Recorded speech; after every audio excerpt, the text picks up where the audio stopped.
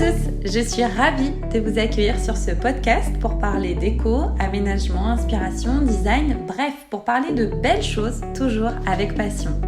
Je suis Émilie, décoratrice spécialisée en aménagement et design d'espace. J'ai imaginé le podcast Nuances de talent dans le but de mettre en lumière des entrepreneurs qui, de près ou de loin, abordent la décoration dans leur quotidien et pour qui le beau est une philosophie de vie. Ils ne sont pas forcément connus et justement, si je les ai choisis pour faire vivre ce podcast, c'est parce que leur activité m'a touchée d'une façon ou d'une autre et j'espère que vous serez aussi convaincus que moi sur le fait que leur activité mérite d'être connue. Alors, à ma manière et à mon niveau, puisque le partage et l'entraide font partie intégrante de mes valeurs fondamentales, c'est un véritable honneur de pouvoir leur donner un coup de pouce et de les aider à faire connaître leurs talents. Au travers des différents témoignages, vous allez vite vous rendre compte que leur métier les anime. Embellir vos intérieurs, vous rendre la vie plus agréable, faire de vos envies une réalité, c'est leur quotidien. Installez-vous confortablement et laissez-moi vous dévoiler leur univers. Aujourd'hui, c'est Maria-Josée, tapissière dans l'Ain au nord de Bourg-en-Bresse, que je reçois sur le podcast Nuances de talent. Maria-Josée a décidé de mettre au cœur de son projet une démarche essentielle selon elle, celle de faire attention à la planète. Son credo, utiliser des matières naturelles via un procédé authentique. Je ne vous en dis pas plus, je vous laisse découvrir son talent. Bonne écoute! Salut Maria-Josée. Bonjour. Comment vas-tu en cette rentrée 2021 ? Ça se passe très bien, c'est une belle rentrée cette année. Ouais, beaucoup de projets en cours. Oui, très beaucoup. Bien. Bon, alors on va discuter un petit peu de ton activité. Donc je voulais déjà commencer par te remercier d'avoir accepté cette interview. Avec plaisir. Il faut dire que je suis d'autant plus honorée d'échanger avec toi aujourd'hui parce que voilà, c'est l'un des tout premiers épisodes de ce podcast et tu es quand même l'une des premières à qui j'ai confié l'idée de ce projet puisqu'on s'est rencontrés pour la petite histoire en juillet dernier, je crois, oui. Si je dis pas de bêtises. Et donc c'est vrai que ça faisait juste quelques semaines que j'avais pris la décision de créer mon propre podcast. Et puis c'est vrai que voilà, on a bien accroché ensemble dès le départ. J'ai bien aimé ta personnalité, ta philosophie de l'entrepreneuriat. Donc je suis vraiment ravie de pouvoir faire découvrir ton parcours aujourd'hui à nos auditeurs. Merci. Est-ce que tu peux, pour démarrer, commencer par te présenter en quelques mots ? Oui, bien sûr. Alors moi, je suis Maria-Josée Lachèvre. Je suis tapissier d'ameublement depuis 2019. Et suite à un parcours dans les beaux-arts et l'envie de faire perdurer les savoir-faire français, je me suis lancée dans la tapisserie. D'accord, ok. On dit tapissier ou tapissière du coup ? On peut dire les deux maintenant. D'accord, ok. Voilà. Ok. Donc merci pour cette petite présentation. Donc aujourd'hui tu es tapissier ou tapissière. Voilà. J'ai tenu à t'inviter sur ce podcast parce que je trouve que ce métier en fait est vraiment au goût du jour, si je peux dire ça comme ça. C'est vrai qu'aujourd'hui il y a un vrai engouement à faire en sorte de donner une deuxième vie en fait à tout type d'objet. Oui. Et je trouve que c'est encore plus vrai dans l'ameublement. Toi donc t'as pas toujours fait ce métier ? Non. Voilà. Non. Comment l'idée de ce métier t'est venue ? Comment t'en es arrivée là ? Eh bien, moi j'avais fait un parcours beaux-arts, art textile auparavant, au Mexique. Moi je suis originaire de là-bas. Et j'ai toujours été très intéressée par tout ce qui est écologie et travailler des objets qui sont déjà existants. J'avais déjà fait des stages chez des restaurateurs d'art. Donc, et j'aime beaucoup l'histoire de l'art et de l'histoire en général. Donc, ça a été très naturel de me retrouver dans la tapisserie. Et je trouve que la tapisserie, justement, elle est bien dans le carrefour de plusieurs choses qui sont importantes pour moi. Le fait de donner une deuxième vie aux objets, qui me tient très à cœur. Et de vivre aussi ma vie professionnelle en accord avec ma vie personnelle. Ouais, parce que c'est vrai que du coup, c'est toi qui adaptes ton rythme en fait, donc c'est ça. Pour ta vie de famille, c'est quand même Exactement. plus simple. Exactement. On en parlera un petit peu tout à l'heure de tout ça. Est-ce que tu as eu peur de te lancer ? Eh bien, oui. C'est vrai que c'était pas du tout une idée qui qui était très mûri dans ma tête. Ouais. C'était plus le fait que je savais, lorsque j'ai eu mon CAP tapissier et garnisseur, que pour trouver du travail, il fallait que je me déplace, et c'était probablement Lyon.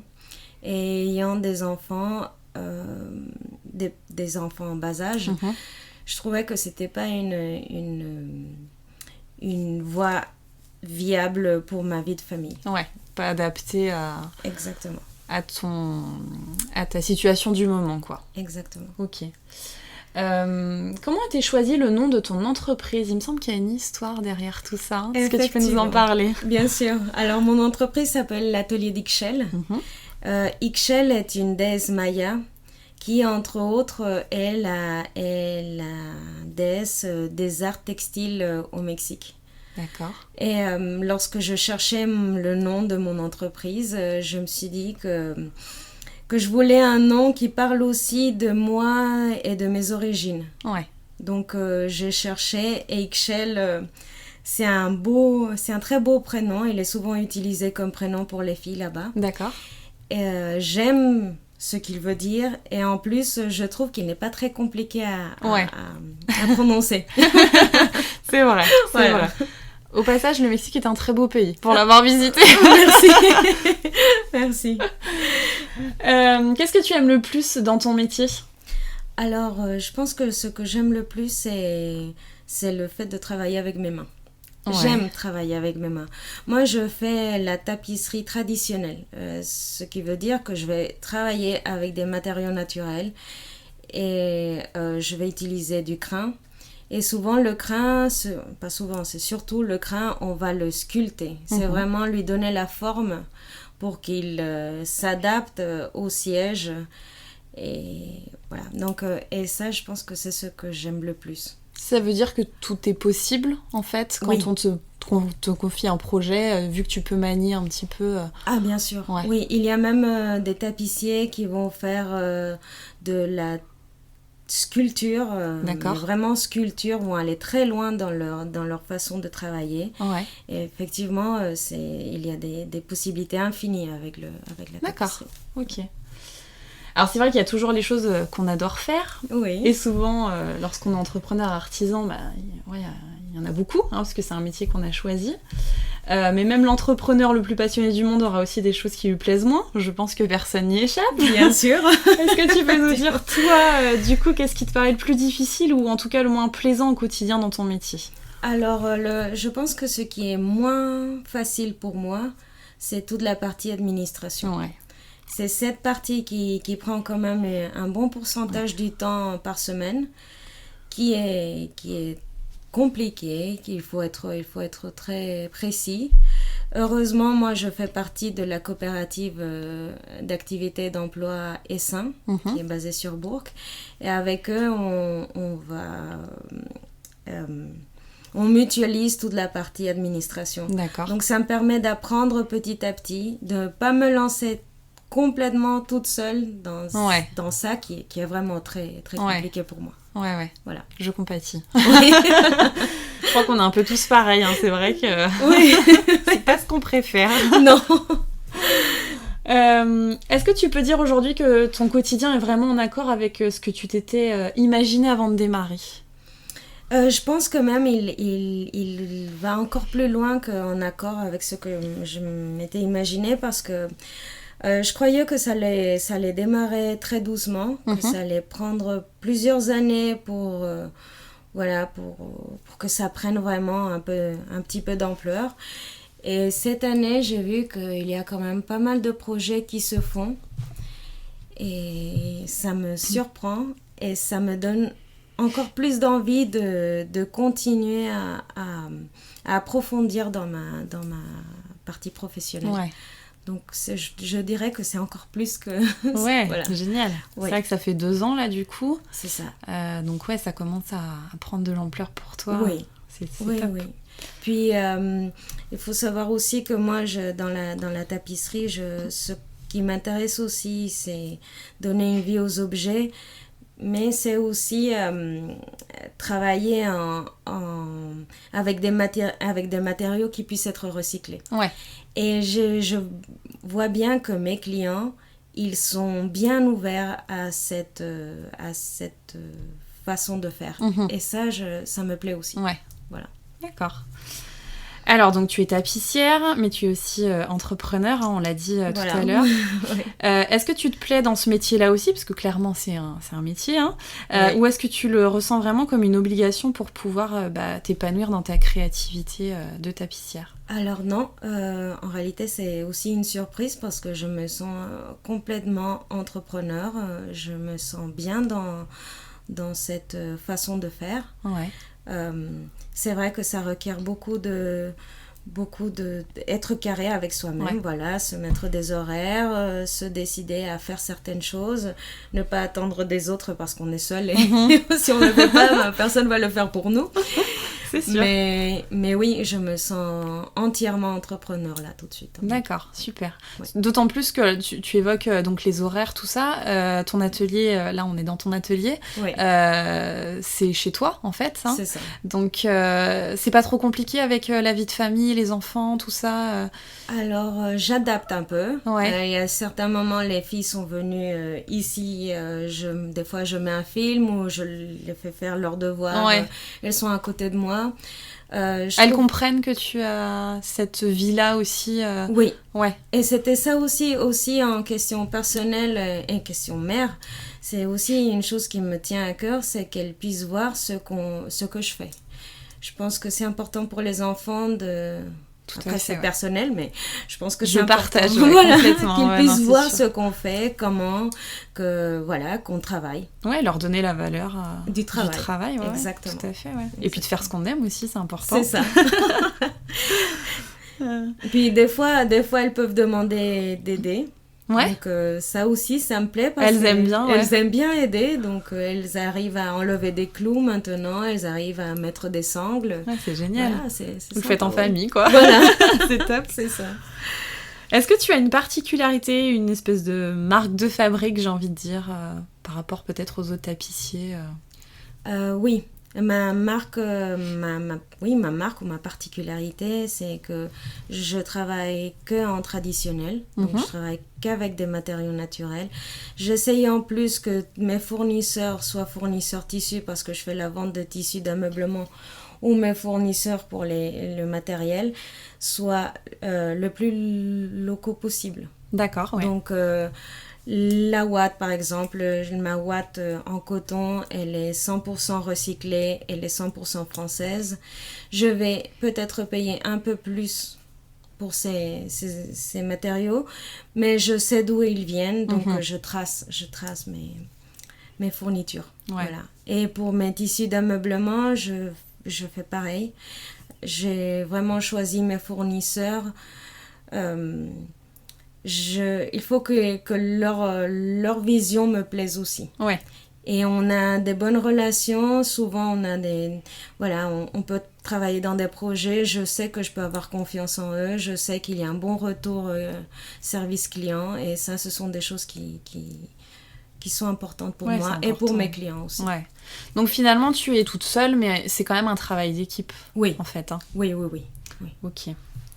Une journée type, c'est quoi? Est-ce que toutes les journées se ressemblent? Est-ce que tu as des petites habitudes? Ou est-ce que vraiment c'est un peu aléatoire et suivant les projets en cours? Alors, c'est quand même assez varié, mais je pourrais dire que souvent, il y a des déplacements chez les clients, parce que je propose à mes clients de me déplacer pour pouvoir aller voir leur siège dans le milieu. Ouais. Je trouve que c'est plus facile pour eux et pour moi de me rendre compte des attentes, des envies. Oui, de leur univers, quoi. Exactement. En fait, hein. Ouais. Donc souvent, je peux me déplacer 3 fois par semaine, par exemple, souvent les matins. Et l'après-midi, je suis à l'atelier. Donc, ça sera plusieurs heures de soit dégarnissage, si je veux dire tout enlever, soit refaire une garniture, soit poser un tissu, soit les finitions, voilà. D'accord. Des fois, il y a aussi des réunions. Donc là, souvent, j'essaie d'adapter ma journée pour avoir plusieurs réunions ou plusieurs déplacements. Oui. Pour optimiser. Voilà, donc là, je ne serai pas à l'atelier. On peut pas tout faire. Hein. C'est ça. C'est ça. Ok. Est-ce que tu te souviens de ta toute première création ? Oui. Ouais. Oui, c'était oui. quoi ? C'était pour qui ? Est-ce que tu aurais une anecdote particulière peut-être à nous raconter à ce sujet ? Oui, bien sûr. Alors, c'était un très vieux Voltaire qu'on m'a offert. Un beau Voltaire à dossier violonné. Donc il va être un peu gros, le dossier est rond. Et il était très piqué. Donc il a fallu commencer par retravailler le bois. C'était un peu compliqué, puis ça sentait fort. Là j'ai appris qu'il y avait des choses à pas faire dans des endroits fermés, par exemple. Ouais. Voilà. Ah, c'est comme ça qu'on apprend, hein. C'est ça. Donc voilà, j'ai réussi à faire toute ma garniture et tout. Et je cherchais un tissu, mais justement, j'avais pas beaucoup de connaissances en question de tissu d'ameublement. Et je cherchais un tissu naturel, parce que moi j'aime bien les tissus naturels. Ouais. Et j'ai trouvé un très beau tissu avec des fleurs roses de chez Boussac. Et c'était pas du tout dans mon style. Moi, voilà. C'était pas du tout dans mon style, mais lorsque je l'ai vu, je suis tombée amoureuse de ce tissu. D'accord. Et je l'ai posé sur ce fauteuil et j'ai trouvé que c'était vraiment... ça illuminait le Voltaire. C'est celui qu'il fallait, quoi. Voilà. D'accord. Donc, depuis, il est dans la chambre de mes filles. Je pense qu'à un moment donné, il sera refait de nouveau. Mais c'est resté comme le premier fauteuil et oui, que j'ai trouvé très beau. Alors justement, du coup, est-ce que chez toi, tu as beaucoup de fauteuils ou voilà que toi tu as restauré? Alors j'en ai fait pour mes filles par exemple. Ouais. J'ai fait certaines chaises et j'ai souvent des projets en cours. Comme tout tapissier ou tapissière, on a toujours des projets en cours. On se dit, ah, celui-là, il va être pour chez moi. Puis, ça prend du temps. Puis, des fois, on arrive, des fois, on n'arrive pas. Voilà. D'accord. Qu'est-ce qui a évolué entre ton activité en 2019, du coup, quand tu as démarré, et aujourd'hui ? Alors, je pense que ce qui a évolué, c'est l'ouverture à participer à plusieurs projets. Donc, en 2019, lorsque je me suis installée, mon idée était de travailler que pour des particuliers. Et vraiment, des particuliers qui viennent me voir. Ou, voilà, je ne savais pas trop comment démarcher les gens. Donc, je n'ai pas fait trop de pub, par exemple. Et petit à petit, j'ai vu que quand même le bouche à oreille a bien marché. Le fait d'avoir mon site internet aussi, j'ai pas mal de retours par ce biais-là. Et j'ai commencé à travailler en partenariat avec la recyclerie, la Renoverie à Ambérieu, par exemple. Maintenant aussi avec des décoratrices et des architectes d'intérieur. Et ça s'ouvre. Je fais aussi partie d'un collectif, l'Atelier du Budget, où on est plusieurs créateurs. Et ça, c'est une nouveauté dans ma perception des choses. Ouais. Je me suis ouverte. Et le fait de s'ouvrir, ça permet d'avoir... de rencontrer des gens, de rencontrer des projets. Là, il y a peut-être un projet à faire avec une artiste peintre que je connais, voilà. Donc, et plus il y a des projets comme ça, et plus je trouve que ça m'enrichit. Ouais. Donc, j'ai arrêté d'avoir un peu peur de justement cette ouverture, et maintenant, je me lance, et ça va très bien. Ouais, c'est ça aussi d'être entrepreneur, c'est de se lancer un peu des défis, et d'aller là où on ne se croirait pas aller... à Exactement. La base, c'est certain. Et est-ce que toi, du coup, Maria-Josée, en tant que personne, tu as changé aussi quelque part ? Oui, je trouve que je me sens beaucoup plus... comment dire ? Beaucoup mieux, je pourrais dire, avec moi-même. C'est pas que j'avais un problème avec moi, pas du tout, mais oui, je me sens beaucoup plus apte à accepter tout ce qui vient, accepter les changements aussi, changements personnels, changements de vie. Donc je pense, oui, ça m'a bien enrichi. D'accord, ok. Alors dis-nous maintenant, si quelqu'un veut faire appel à tes services, comment ça se passe ? Est-ce que tu peux nous décrire vraiment de A à Z comment ça se passe ? Est-ce qu'il y a quelque chose à savoir en particulier ? Quel est le délai de réalisation par exemple ? Voilà, parle-nous un peu de tout ça. Parfait. Alors, il y a 2 façons non, il y a même 3, de me contacter. Alors, c'est soit par téléphone. Vous trouverez mon téléphone sur mon site internet, sur ma page Facebook. Voilà. Sinon, c'est possible par message Facebook ou message WhatsApp. Ça aussi, j'ai eu. Ou par le biais du site internet. D'accord. Donc, il y a vraiment plusieurs possibilités. Alors, la première chose que je demande, ça va être une photo du fauteuil.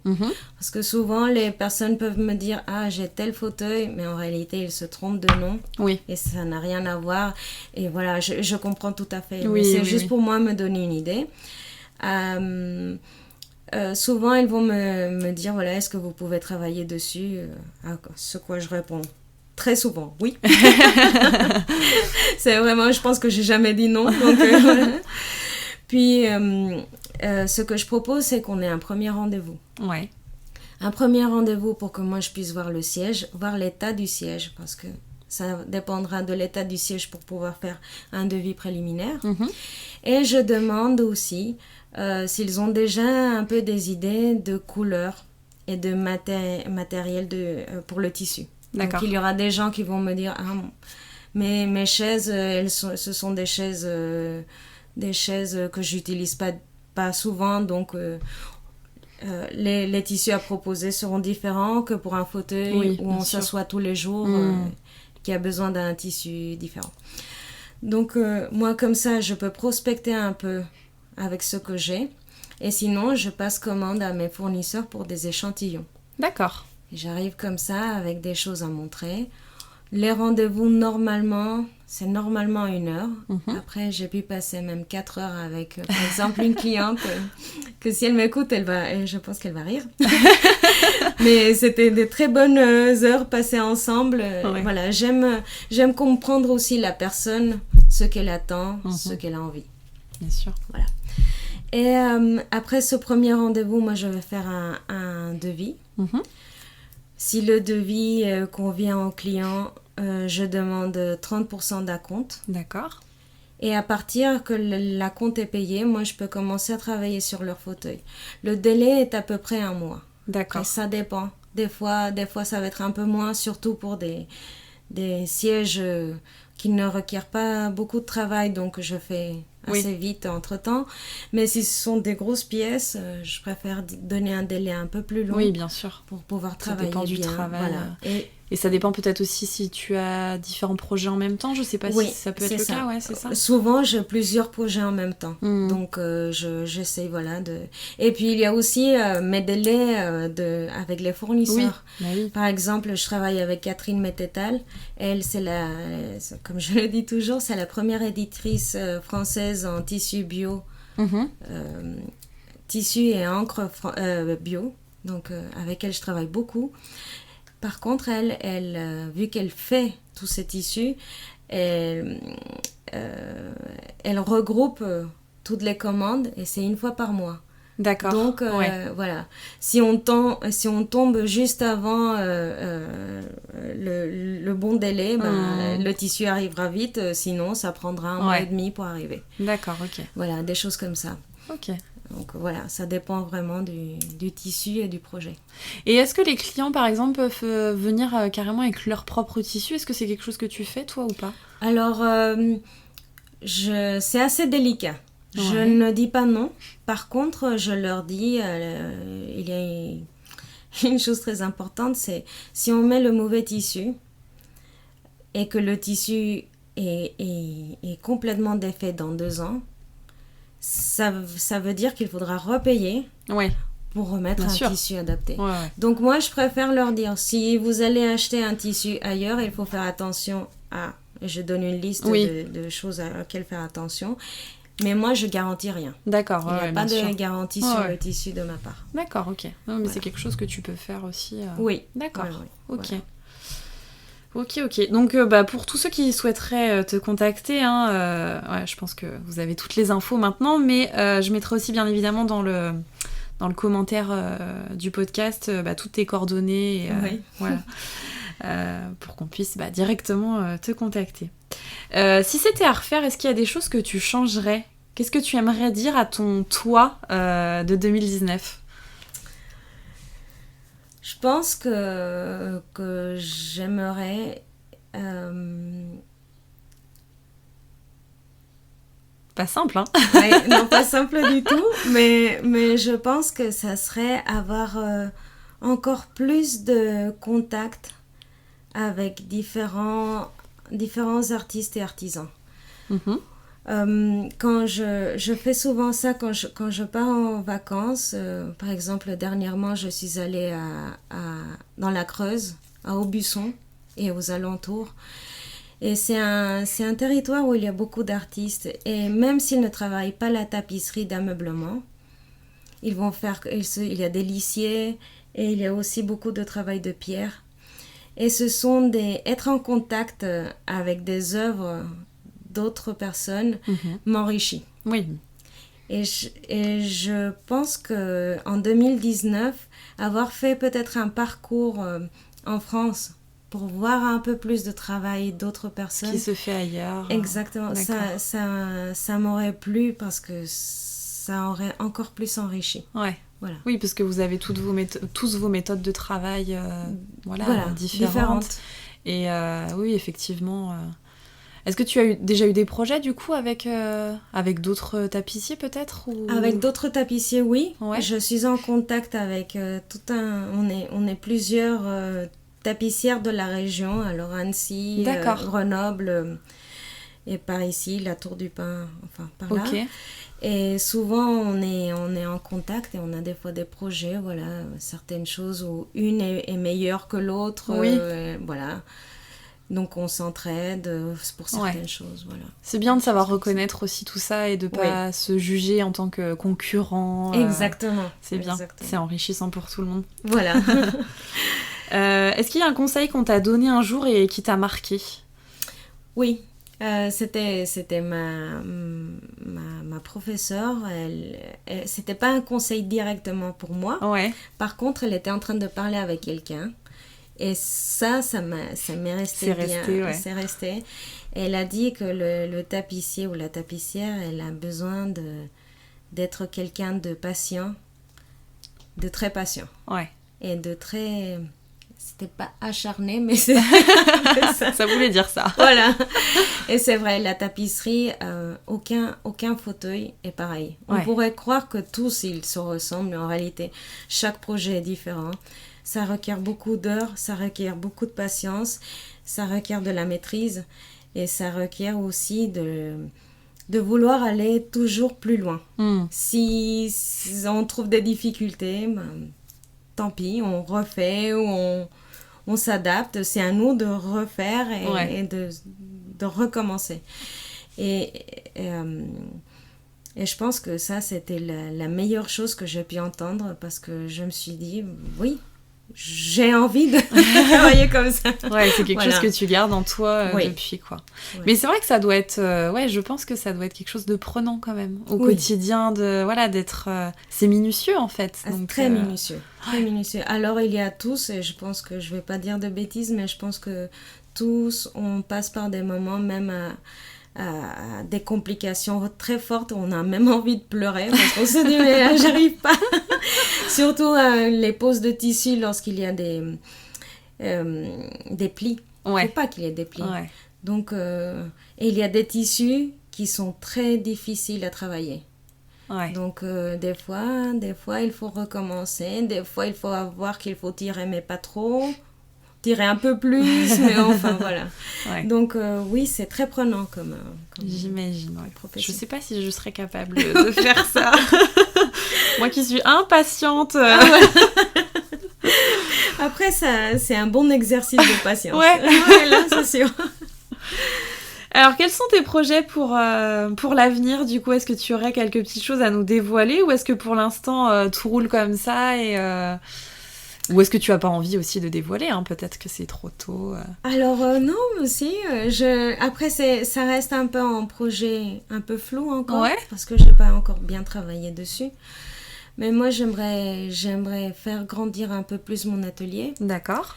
Donc, il y a certaines choses. J'avais pensé un peu à la literie aussi traditionnelle, donc les matelas traditionnels. Voilà, il faut que j'apprenne parce que c'est pareil, c'est pas la même chose que la tapisserie, c'est autre savoir-faire. Donc,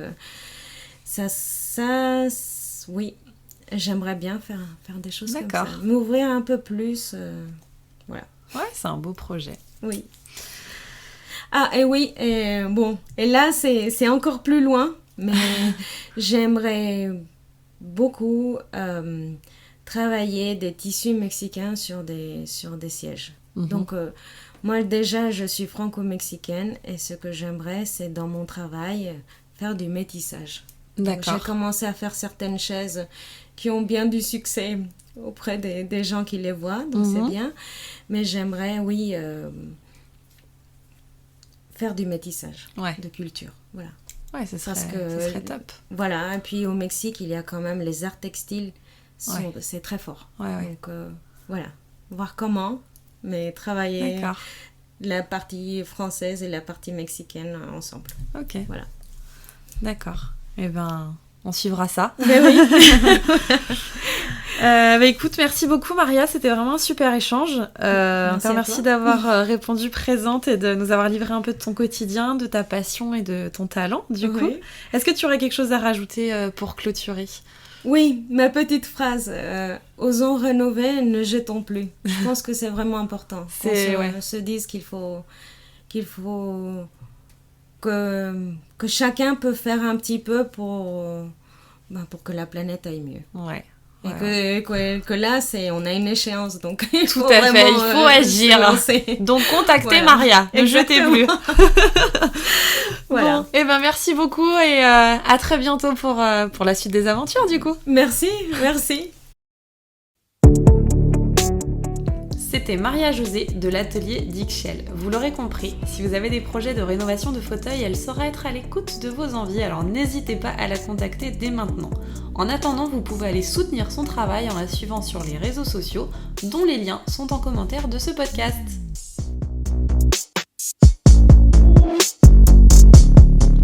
Cet épisode est à présent terminé. Je ne vais pas faire dans l'originalité, mais s'il vous a plu, n'hésitez pas à le partager et à en parler autour de vous.